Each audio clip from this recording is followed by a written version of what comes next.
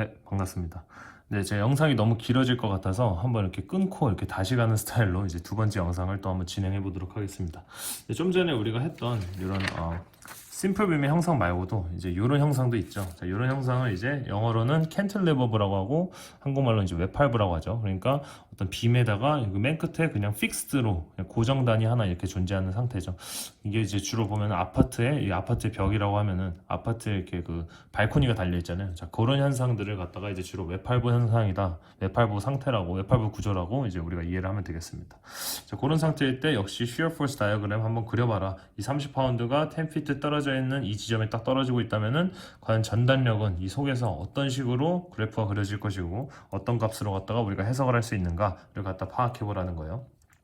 역시 마찬가지로 다시 한번 말씀드리지만 뭐 두 번째 영상이고 아예 완전 세퍼레이트 영상이니까 좀 전에 했던 말을 다시 한번 해본다면은 우리가 shear force 다이어그램과 밴딩 다이어그램, 밴딩 모멘트 다이어그램을 할 때 부호에 대한 약속이 있어요. 자, shear force 같은 경우는 왼쪽은 위, 오른쪽은 아래. 밴딩 모멘트는 지금 다룰 게 아니기 때문에 역시 여기 쓰지 않았습니다. 그렇기 때문에 우리가 이렇게 가리고 만약에 왼쪽에 대해서 해석을 해야 된다 하면은 아래서 위를 방향을 가리키고 있는 그 방향을 갖다가 플러스인 양수 부호로 우리가 이해를 하면 되고 반대는 내려가는 그 힘을 갖다가 양수 부호로 이해를 하면 된다라는 겁니다. 맞죠? 자, 그래가지고 한번 시작을 해볼 건데 한번 또 문제를 살짝 보면은 30파운드가 떨어지고 있으니까 여기 고정단에서 30파운드에 대한 발력이 존재할 것이고 역시 고정단이기 때문에 발력뿐만이 아니고 그 뭡니까? 이 발력 모멘트도 존재하죠. 근데 발력 모멘트는 밴딩 모먼트 다이어그램에 대한 그런 어떤 해석이기 때문에 이번 시간은 SFD에 대해서만 제가 해석을 하고 있는 순간입니다. 그래서 제가 BMD에 대한 그 해석을 하지 않을 거기 때문에 발력 모멘트를 쓰지 않았어요. 그러니까 그냥 이런 어떤 수직 하중들, 수직 하중과 수직 발력에 대해서만 제가 이렇게 썼다는 점 좀 이해를 해주시길 부탁드리겠습니다. 자, 그래서 역시 왼쪽에서부터 한번 출발을 해보도록 하겠습니다. 자, 왼쪽에서 출발해보니까 이런 뭐 고정단 같은 거 그릴 필요 없죠. 그냥 발력만 딱 그려보자고요. 자, 그 발력이 30파운드가 있고 한 5피트 정도 가보니까 어떻습니까? 5피트 정도 떨어져 있는 곳에 우리가 전체가 10피트라는 것은 전체가 10피트가 존재하는 그 빔에다가 5피트 반 정도만 우리가 한번 임의적으로 끊어놓고 그 안쪽에서 그 끊어져 있는 그 단면에서 과연 어떤 식의 전단력이 흐르는가를 갖다 보니까 30파운드가 여기서 이렇게 발력으로 존재하고 있죠. 발력으로 존재하고 있는 상태에서 얘가 지금 끊어져 있으니까 얘가 뭐 이렇게 대롱대롱한 상태입니까? 아니죠. 어떤 10피트라는 전체적인 빔의 일부분을 갖다가 우리가 임의적으로 끊어놓고 해석하는 거니까 이 모델 역시 뭐 그림적으로는 그림으로 본다면은 얘는 unstable이라고 생각하실 수 있겠지만 실질적으로는 stable한 상태인 거죠. 그렇기 때문에 우리가 힘의 평형 조건 이 식을 갖다가 사용할 수 있고 알짜임이 0이다라는 그 스테빌리티 체크를 할 수 있는 거예요. 그렇죠? 그랬을 때 이제 우리가 왼쪽에서 시작했으니까 오른쪽이 약간 비어 있는 상태니까 오른쪽이 비어 있을 때는 이런 식으로 우리가 shear force에 대한 부호를 갖다 정해준다라고 했죠. 그러니까 위에서 아래를 가리키고 있는 방향을 갖다가 플러스라고 했으니까 VA5, 그러니까 5피트 떨어져 있어서 제가 VA5 쓴 거죠. VA5가 플러스 방향을 위에서 아래로 가리키고 있다. 이렇게 이제 그릴 수 있다는 겁니다. 역시 이 힘의 평형 조건식을 쓴다면은 30파운드가 존재하고 마이너스 V5가 존재하니까 그 말고는 뭐 다른 외력은 존재하지 않죠. 그러니까 V5가 플러스 30이라는 값을 나타낸다는 사실을 알 수 있습니다. 자, 그 다음에 이제 10피트까지 갈 건데, 자, 10피트까지 갈 때 제가 저번 영상에서도 그랬는데 역시 잘못 썼습니다. 자, 왜냐?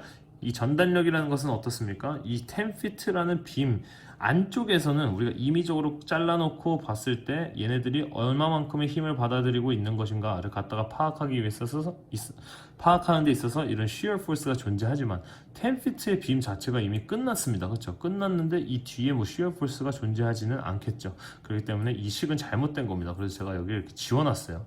자, 그랬을 때 전체적인 빔이 이렇게 될 때까지 1피트에서부터 시작해서 1, 2, 3, 4, 5 혹은 뭐 0.1피트부터 시작해서 10피트가 되는 그 순간까지의 전단력은 계속해서 30파운드로 일정하겠죠. 왜냐면은 지금 이 그림을 이제 아까 우리가 전 시간에 했던 것처럼 거 다시 한번 살짝 보여드린다면은 이런 상황에서 30파운드가 5피트에 떨어지잖아요. 5피트가 되기 전까지는 1피트건 3피트건 결국에 그림이 모델의 현상이 똑같기 때문에 그 V의 값, 그 shear 값은 계속 일정하게 존재한다는 사실을 알 수 있죠. 역시 마찬가지로 얘가 V5나 뭐 V6나 V7이나 그러니까 6피트, 7피트, 8피트, 10피트가 되는 그 순간 전까지는 계속해서 일정하게 30파운드로 이렇게 수렴을 할 거라는 것을 알 수 있죠. 그래서 그림을 어떻게 그린다?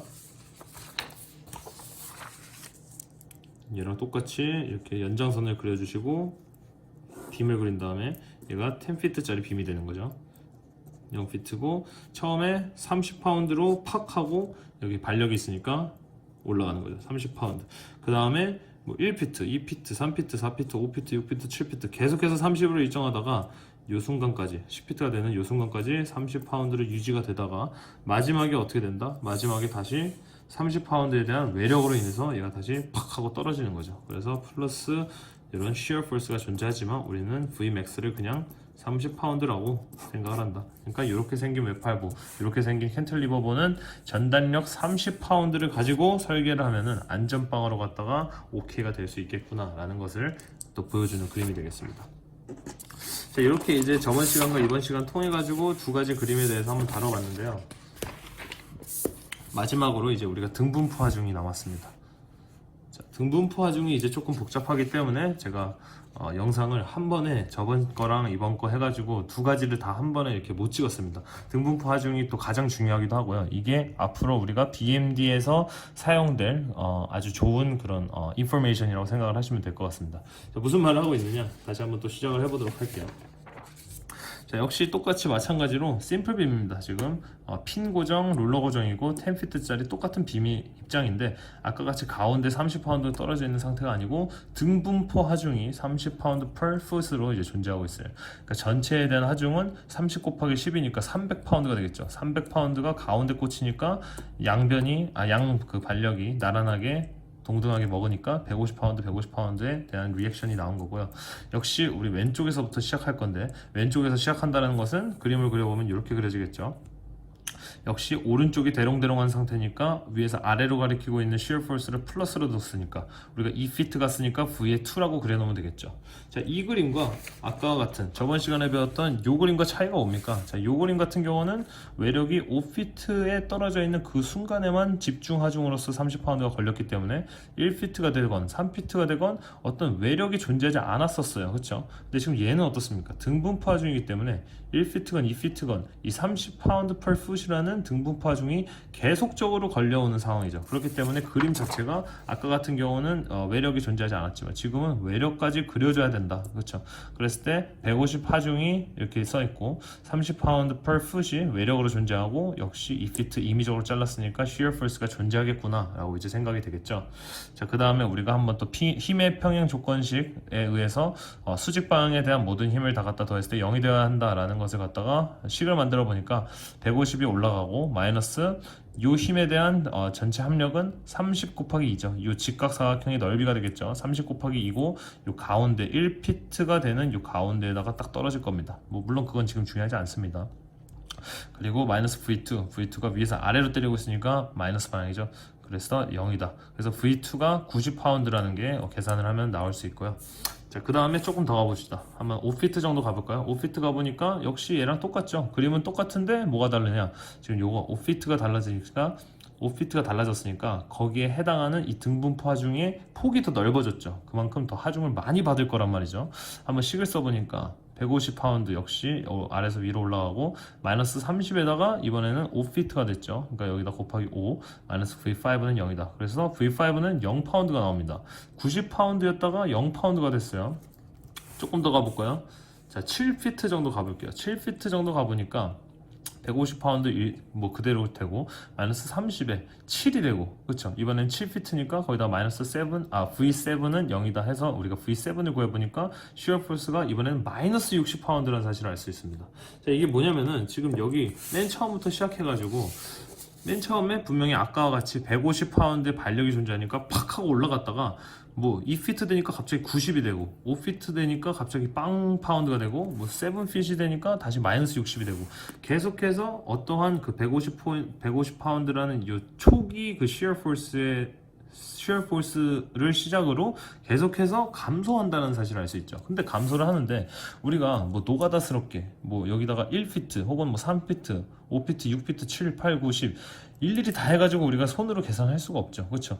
뭐 1피트, 2피트, 3피트 이렇게만 하면 좋은데 예를 들어서 0.1피트, 0.01피트 거기에 대한 그 shear force들이 다 각각 다를 거란 말이죠. 그렇죠?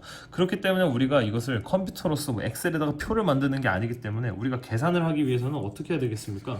이 식의 어떤 규칙을 찾아내가지고 그것을 갖다가 방정식화 만들면 되겠죠. 그러니까 여기서 지금 요 식들이 자세하게 보면은 지금 다 똑같은데 뭐가 다릅니까? 요 길이가 다르죠. 요 길이가 2였다가 5였다가 7이었다가 그렇죠. 식도 보면은 150, 30 다 똑같습니다. 그렇죠.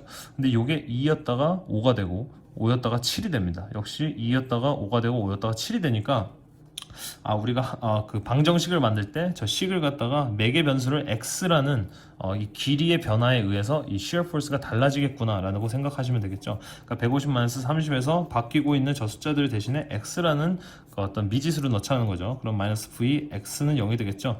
그럼 vx에 대해서 풀어주시면 마이너스 30x 플러스 150 이런 식이 탄생하게 되겠죠. 그것을 갖다가 이제 그림까지 좀 더 멋있게 제가 한번 표현을 해봤어요. 자, 그러면 이렇게 된다는 거죠.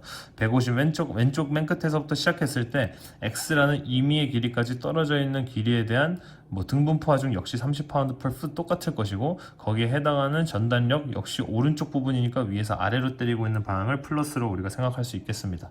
자, 그랬을 때 이것에 대해서 우리가 식을 만들어 본다면 150 마이너스 30x 그렇죠? 마이너스 vx는 0이니까 vx는 마이너스 30x 플러스 150이라는 사실이죠. 자, 이랬을 때 그림을 어떻게 그립니까? 그럼 자, 이 식이 지금 어떻게 생긴 거냐? 자, 저게 바로 의미하는 것이 뭐다? shear force 다이어그램을 그렸을 때 빔이 10피트가 되겠죠. 0피트가 되고 맨 처음에 시작할 때 150까지 올라간다는 사실은 반력이 존재하니까 우리가 알 수 있습니다. 자, 여기서부터 이제 vx는 마이너스 30x 플러스 150이 가는 거예요.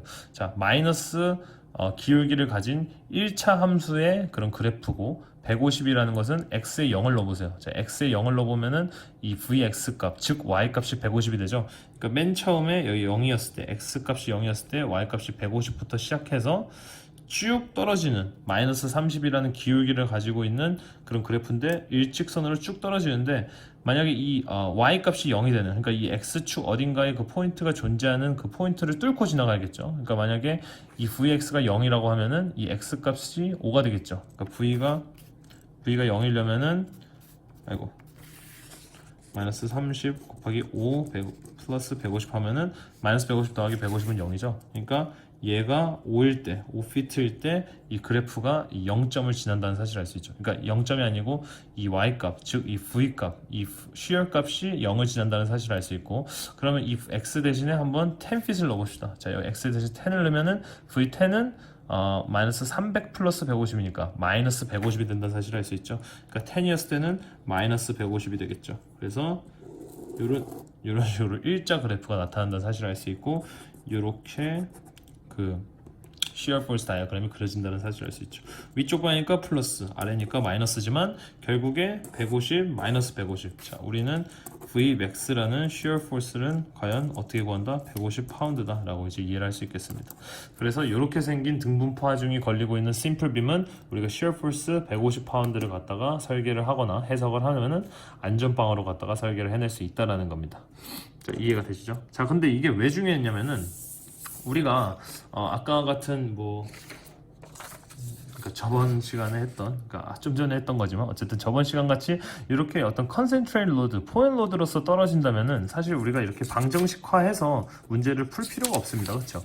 왜냐면은 얘가 그냥 뭐 이렇게 30파운드가 떨어지는 그 포인트가 되기 전까지는 힘의 변화가 없잖아요. 계속해서 일정하게 유지가 되다가 그 순간에만 팍 떨어지고 혹은 뭐 팍 올라가고 이런 스타일인데 이제 이런 이제 등분포 하중이 나왔을 때는 힘이 계속해서 이 길이가 길어지면 길어질수록 계속 힘이 더 증가하기 때문에 거기에 해당하는 shear force가 어떤 규칙을 가지고 얘가 이제 변한다는 사실을 알 수 있죠. 근데 이게 왜 중요하느냐?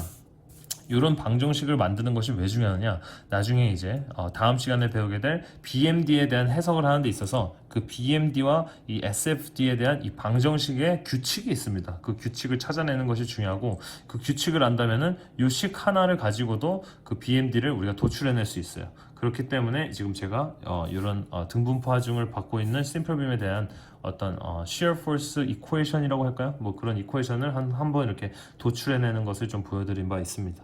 자, 그래서 오늘까지 해서 이렇게 저번 시간, 이번 시간 해가지고 SFD에 대해서 다뤄봤고요. 다음 시간에 이제 BMD에 대해서 오늘 이렇게 다뤘던 세 가지 모형 있죠. 그러니까 맨 처음에 다뤘던 심플빔의 포인트 로드가 떨어지는 케이스와 아까 두 번째 다뤘던 캔틀리버보의 맨 끝에 포인트 로드가 떨어지는 그 케이스와 그리고 마지막으로 이렇게 심플빔의 등분포 하중이 떨어지는 이 케이스 총 세 가지 모델에 대해서 다음 시간에 BMD 과연 어떻게 그릴 수 있는가에 대해서도 한번 얘기를 하는 그런 강의를 준비해 보도록 하겠습니다. 감사합니다.